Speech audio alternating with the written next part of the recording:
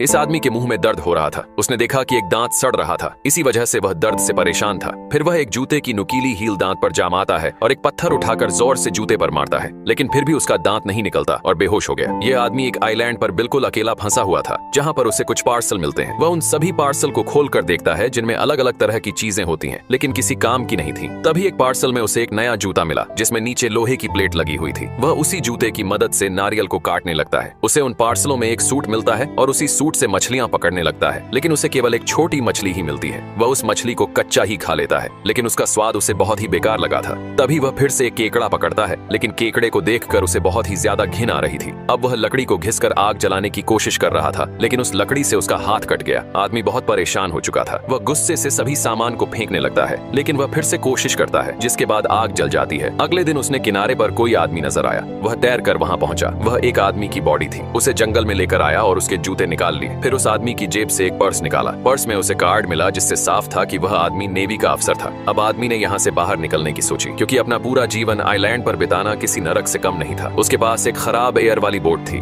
आदमी ने बोट को ठीक किया और अगली सुबह का इंतजार किया, लेकिन सामने बड़ा समुंदर था, जिसकी लहरें बहुत बड़ी थीं। आदमी बिना सोचे निकल पड़ा, पर समुंदर की लहरें उसके हौसले को तोड़ रही थीं, बार बार उसे पीछे धकेल रही थीं। आदमी फिर भी मुकाबला करता रहा, लहरों से लड़ता रहा। तभी उसने पीछे देखा, वह और किनारे के पास पहुंच गया था। अब उसे गुस्सा आया और खुद को शांत किया। एक बहुत ऊंची लहर आने वाली थी। आदमी तेजी से आगे बढ़ रहा था, लेकिन अफसोस उसकी नाव पलट गई और वह डूब गया।